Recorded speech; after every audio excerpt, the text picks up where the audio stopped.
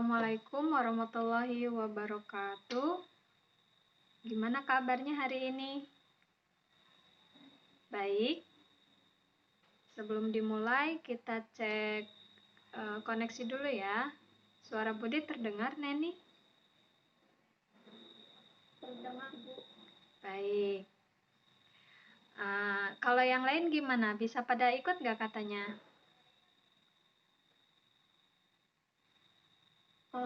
Ya tuh, belum ada yang info, Dak. Baik, nggak apa-apa. Kita mulai saja ya. Untuk mengefektifkan waktu. Silahkan dipimpin doa dulu, Neni. Kita berdoa bersama. Sebentar. Masih ingat doa Baik, belajar? sebelum mulai berdoa dalam arti mulai.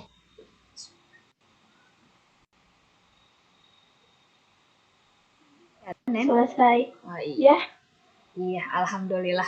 Baik, kita tadi sudah berdoa bersama ya, mudah-mudahan ditambahkan ilmu dan pemahaman kita ya dalam mempelajari IPA. Nah, ingat selalu ya, karena sekarang masih pandemi, untuk selalu melakukan 3M. Menggunakan masker, sering-sering mencuci tangan, dan menjaga jarak. Ini adalah aturan selama pembelajaran kita hari ini ya. Pertama, kalian boleh menyalakan video saat diminta. Dan yang kedua, mengikuti pembelajaran dari awal sampai akhir ya. Jadi nanti kalau ada yang izin, ada keperluan, silahkan chat Budi terlebih dahulu ya, biar Budi tahu. Kemudian yang ketiga, disiplin mengisi presensi. Linknya sudah dibagikan di WA Group.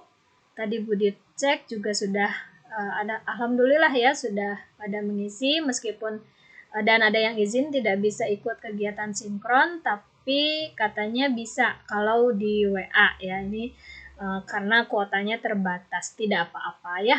Yang penting kalian tetap mengikuti pembelajaran.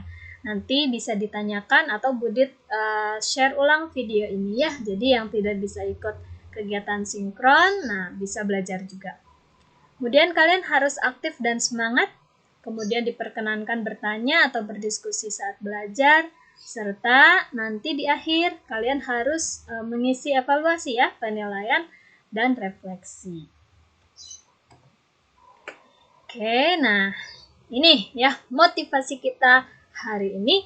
Kalian harus semangat belajar demi masa depan kalian. Ingat, sebentar lagi kalian akan ulangan akhir semester ya. Semester 1, jadi jaga kondisi kalian, tetap fokus belajar ya, dicicil, jangan dadakan. Ingat kalian punya cita-cita ya untuk masa depan kalian harus semangat belajar sedini mungkin. Oke. Kemudian, ini ya. Minggu lalu kalian kan sudah belajar tentang hukum Coulomb ya. Kemudian kalian juga sudah belajar tentang muatan listrik. Nah, kalau kamu baca-baca lagi di bahan ajar, sebenarnya keduanya itu akan berkaitan dengan istilahnya medan listrik. Oke, ini adalah tujuan pembelajaran kita kali ini, ada 7 ya.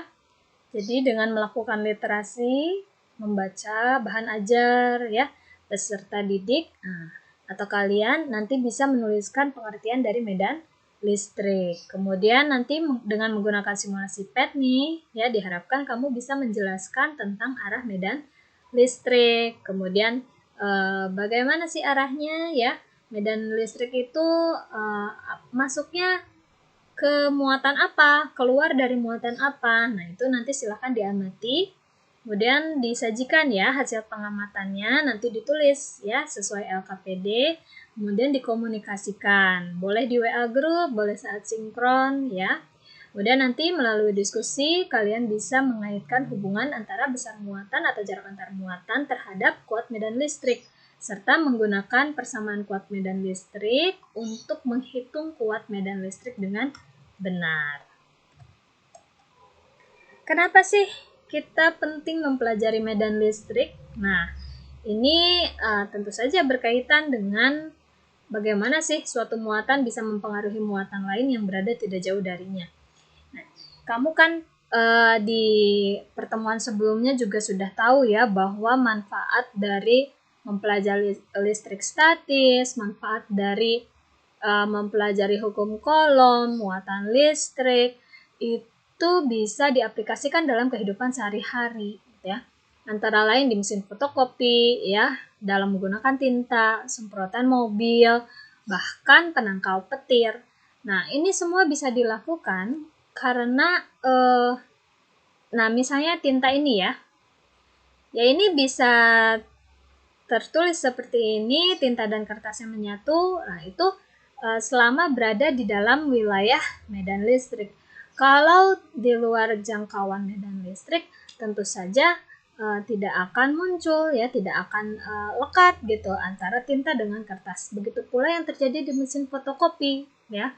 Kalau di jaraknya dibuat sedemikian rupa sehingga si tinta, ya, ini cukup berada di medan listrik dengan kertas, ya, sehingga tercetak dengan baik. Nah, jadi ini saling berkaitan erat. Ini adalah garis besar kegiatan pembelajaran yang akan kalian lakukan. Jadi di bagian pendahuluan, ya, ada persepsi, kemudian pretest, kemudian di bagian inti. Nah, nanti kalian mengeksplor simulasi PET, ya, diskusi dan presentasi. Kalian boleh diskusi di WA group, ya, atau dengan teman kalian, ya, boleh.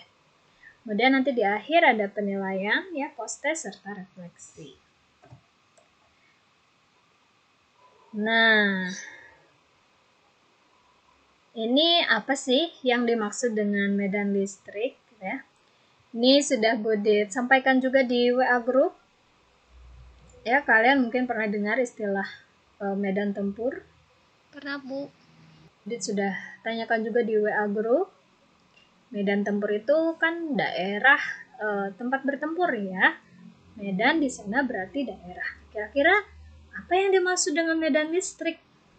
Ada yang mau mengemukakan pendapat? Tempat terjadinya listrik, Bu. Baik, nanti kita cek bersama-sama ya. Nah, ini kurang lebih ya materi secara garis besarnya ya. Ini materi awal. Jadi medan listrik itu merupakan daerah di sekitar muatan yang dapat menimbulkan gaya listrik terhadap muatan lain dan bisa digambarkan oleh serangkaian garis gaya listrik yang arahnya keluar atau ke dalam muatan. Nah, ini yang akan kalian pelajari ya, arah medan listrik menggunakan PET berjudul Charge and Fields, ya, sesuai dengan LKPD. LKPD-nya sudah Budit share di WA group. Kemudian link PET-nya juga ada di dalam LKPD, ya, nanti tinggal kalian klik. Nah, kemudian kalian boleh tuliskan jawabannya di kertas, ya, karena ini digambar. Udah nanti dikirim fotonya di WA group atau boleh langsung wapri ke Budit, ya. Nah, selanjutnya silahkan kalian mengeksplorasi ya konsep tentang arah medan listrik secara mandiri atau berkelompok boleh dengan menggunakan PET. Kemudian jangan lupa nanti ya menganalisis data dibandingkan dengan bahan ajar. Budit akan share juga bahan ajarnya di WA group. Nanti kita ketemu lagi secara sinkron di sini ya melalui Zoom. Silahkan dilanjutkan kegiatannya di WA group. Budit akan pantau kalau ada pertanyaan dan lain sebagainya boleh kalian sampaikan di sana ya.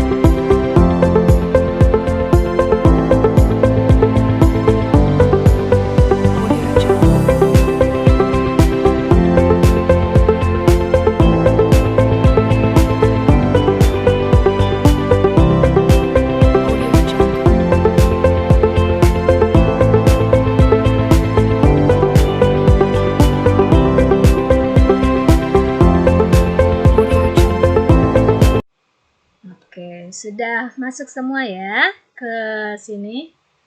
Baik, tadi kalian sudah mencoba simulasi PET ya, bahkan sudah ada yang mengirim ke Budit ya contohnya. Hasil pekerjaannya itu sudah baik, tanda panahnya sudah betul. Nah, sekarang coba perhatikan, jika bulatan merah dengan tanda positif, berarti yang ini ya. Nah, dan bulatan biru bertanda negatif ini menunjukkan muatan negatif. Bagaimana nih arah medan listriknya setelah mencoba dengan simulasi PET? Arah medan listrik ya. Kalau yang positif itu arahnya keluar, kalau yang negatif ke dalam. Kalau di satu medanin, jadi saling tarik-menarik. Oke, iya ya. Nah ini kalau dia muatan positif, kalian bisa lihat panahnya ini keluar ya dari muatan positif. Kalau muatannya negatif, maka si garis gaya listriknya ini akan menuju muatan tersebut ya, masuk ke muatan negatif. Nah, kalau kalian perhatikan setiap garis gaya listrik ini ya tidak ada yang berpotongan. Nah, itu yang harus diingat ya dalam medan listrik. Nah, ini ada dua muatan ya, sama-sama positif. Ini ada titik A, titik B, titik C ya. Titik A dan B ini sama ya kekuatan medan listriknya. Tapi di titik C, nah ini karena positif dan positif itu akan tolak menolak, begitu pula dengan garis gaya listriknya, gitu ya.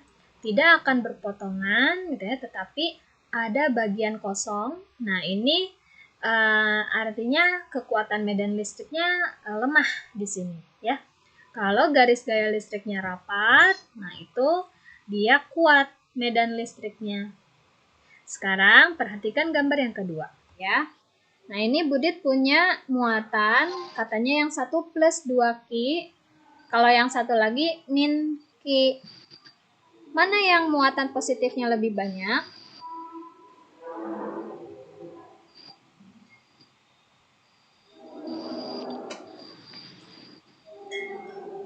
Yang plus 2Q atau min Q?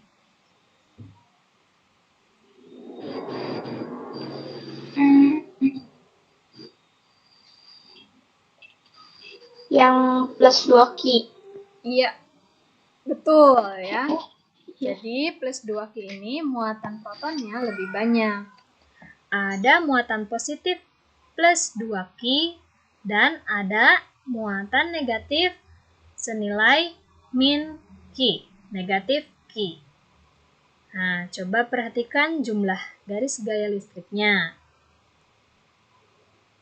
Bagaimana? Ada perbedaan tidak? Ada, Bu. Bedanya di mana? Di jumlahnya, Bu. Ya. Nah, jadi kalau yang muatan positif 2Q ini garis gaya listriknya lebih banyak. Ya, ada 1, 2, 3, 4, 5, 6, 7, 8, 9, 10, 11, 12, 13, 14. 14 garis gaya listrik. Sementara di negatif Q ini hanya ada 8 ya, 8 garis gaya listrik. Nah, artinya apa? Nah, perbedaan muatan ini, mana sih yang muatan positifnya lebih besar? Yang positif 2Q atau yang negatif Q? Yang positif, Bu. Iya, betul. Nah, yang positif 2Q muatannya lebih besar. Ternyata jika suatu benda bermuatan listrik positif ya yang lebih besar atau muatan positifnya lebih banyak, maka medan listriknya juga akan semakin besar, ditandai dengan jumlah garis gaya listrik yang semakin banyak. Oke. Nah, ini persamaan ini bisa kalian baca juga ya di bahan ajar, sudah Budit sertakan di sana. Jadi kuat medan listrik itu adalah besaran yang menyatakan gaya kolom per satuan muatan di suatu titik. Jadi jika ada muatan gitu ya, Q didekati oleh Q0, maka kita bisa tulis seperti ini. Kuat medan listriknya itu besarnya gaya kolom ya per satuan muatan di titik 0 misalnya, titik 0. Nah, karena gaya kolom itu sesuai persamaan yang sudah kita pelajari di pertemuan berikutnya, nilainya itu bisa ditentukan dengan K dikali Q ya.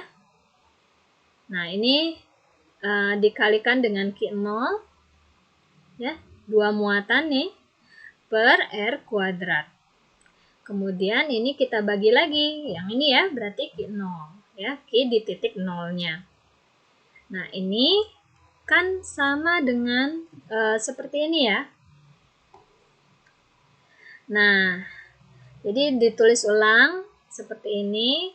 Ini Q0 di atas, Q0 di bawah, kita bisa coret, hilangkan ya. Sehingga nah, medan listrik atau kuat medan listrik ini bisa kita tuliskan setara dengan konstanta dikali Q per R kuadrat. Jadi selain bisa menggunakan persamaan yang ini ya, yang pertama, kalian juga bisa gunakan yang ini. Jika diketahuinya muatan dan jarak ya. Jika diketahui gaya kolom dan muatan di suatu titik, kalian bisa gunakan persamaan yang pertama. Contoh, jadi gaya kolom yang dialami kedua muatan A dan B itu 4 dikali 10 pangkat negatif 4 Newton. Nah, satuannya Newton ya.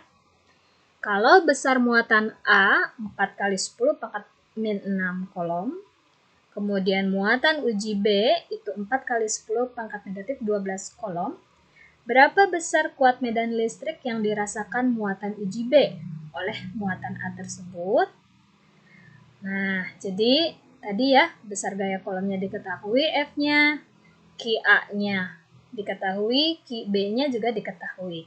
Yang ditanyakan itu besar kuat medan listrik yang dirasakan muatan uji B ya oleh muatan A. Nah, karena yang ditanyakan yang dirasakan muatan uji B, kemudian ada gaya kolom, kita masukkan E sama dengan gaya kolom dibagi muatan uji B. Jadi 4 dikali 10 pangkat negatif 4 per 4 dikali 10 pangkat negatif 12. Ya. Nah, ini 4-nya bisa kita coret. Kemudian ini negatif, pangkat negatif kalau naik ke atas ya, jadi positif. Negatif 4 plus 12, nah hasilnya 8. Ya, ini perpangkatan dengan basic 10 ya. Nah, kalian sudah belajar juga di matematik, tinggal diperkuat lagi. Jadi, besar kuat medan listriknya itu 10 pangkat 8 Newton per kolom. Nah, sekarang ini juga ada ya pertanyaannya, apa yang dimaksud dengan medan listrik? Kita cek ya, kan. Nah, sekarang coba kita cek ya. Tadi kan tujuannya dengan melakukan literasi, kalian bisa menyebutkan pengertian dari medan listrik. Coba, ada yang sudah tahu apa itu medan listrik?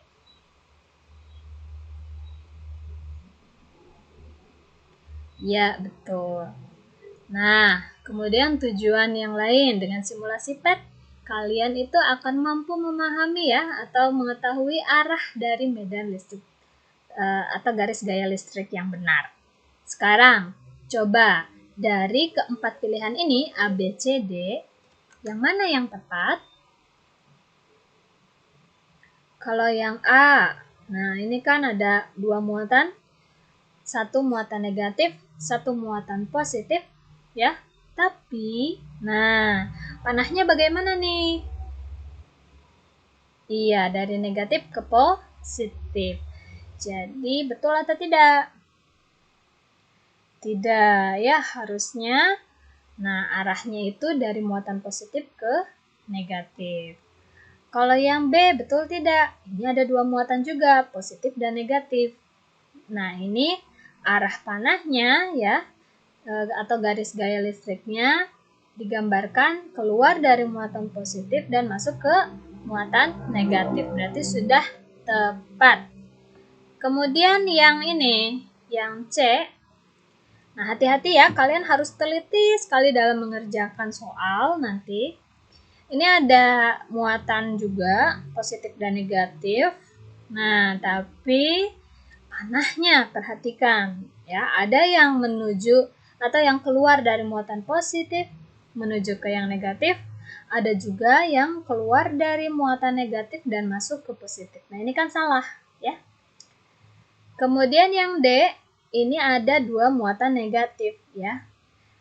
Yang sebelah sini betul ya, ya ini ada muatan yang masuk ke negatif, tapi di satu sisi, nah muatan negatif ini juga arahnya digambarkan keluar dari muatan negatif ini gitu ya.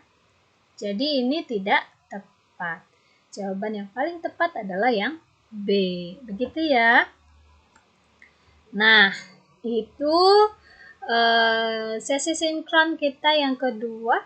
Berarti cukup sampai di sini. Selanjutnya akan Budi kirim link ya untuk refleksi diri, kemudian untuk evaluasi ya, apakah kalian senang dengan pembelajaran ini.